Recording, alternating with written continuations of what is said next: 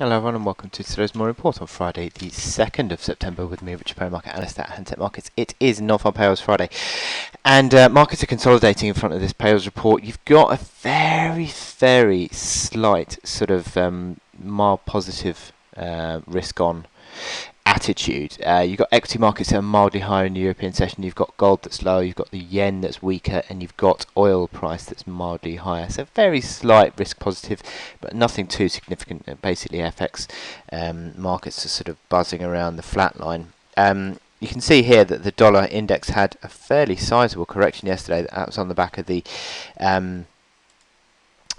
me just sort that out. That was on the back of the ISM data, the ISM manufacturing data that was so weak yesterday, and it pulled the dollar index lower, and subsequently some of the FX majors that had been major pairs that had been sort of pulling dollar strength, and now corrective of that move.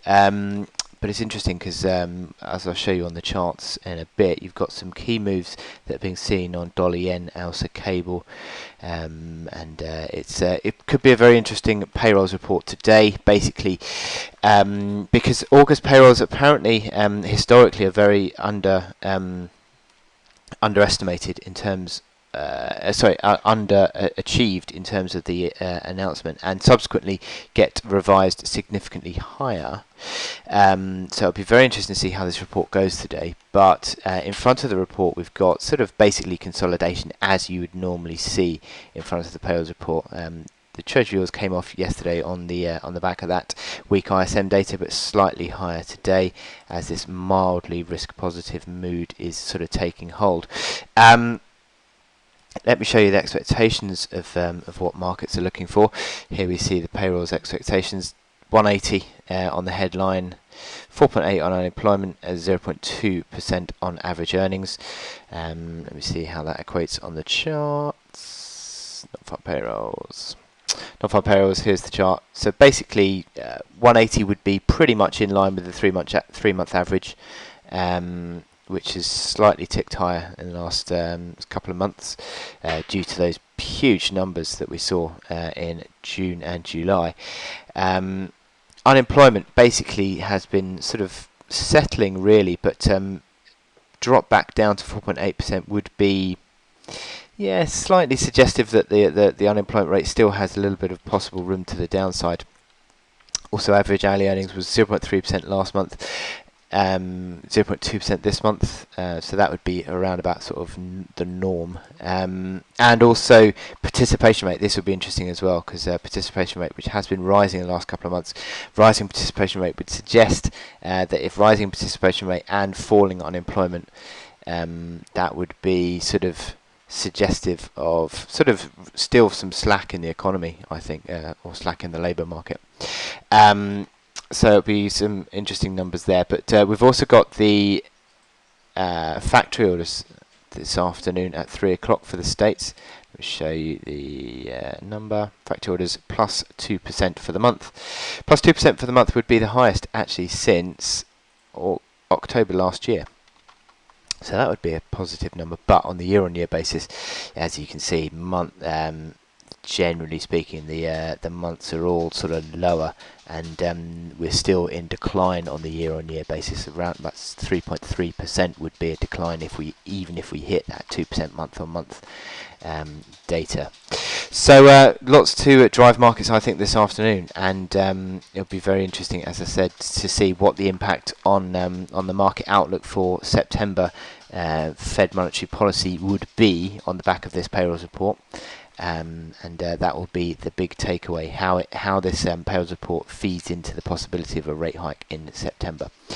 So that takes me to my chart today, which is Euro-Yen. Now, Euro-Yen has been sort of basically trading sideways, really, in the last sort of couple of months, between that 110.80 up towards this 118. So a fairly sort of, I suppose, volatile sideways range really, but we've now seen a move above this pivot line at 1480. 1480 had been sort of holding us back, basis of resistance, but we broke out above that on Wednesday. A closing move, we actually saw a trade a trading session completely above that yesterday, so that confirmed the break. We've got the momentum indicators which are increasingly positive. Look at the RSI, strong above 60. Zoom out, that doesn't happen too often. It's actually now the highest, or looking to test the highest since January.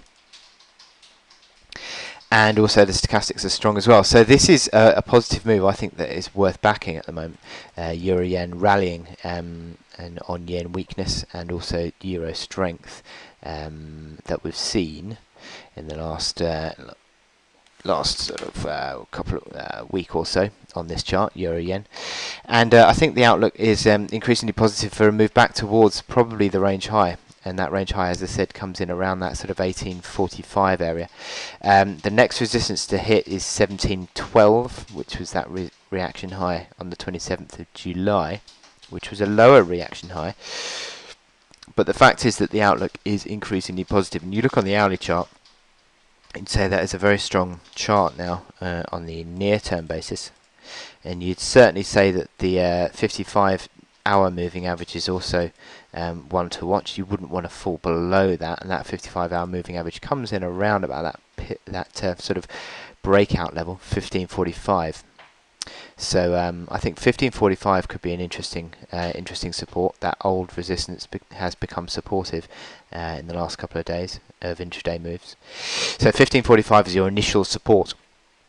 You then certainly wouldn't want to move below that sort of 15 big figure area either. And then 1480 is that old breakout level. So a few levels of support for you to work with on a near-term basis, but you'd still say that these momentum indicators are fairly positive. They're you could argue, a very slight sort of negative divergence on the RSI and MACD lines, but to be honest, I wouldn't take that as a negative divergence. I don't think that's pronounced enough to get too worked up about it. I think the fact that the RSI continues to sort of find support around that 50 level in the last few days and push higher is a strong thing. Is a strong sort of move for the outlook. Also, I mean, previous to that, in the early part of the week, you had above 40. So anything sort of into the 40-50 area, I think, on the hourly RSI, I think that would probably give you another chance to buy, because I think this chart looks pretty positive at the moment, and I think any sort of corrective move is going to be seen as a chance to buy. So wish you good luck in your trading on euro yen today, and I'll speak to you later. Thank you.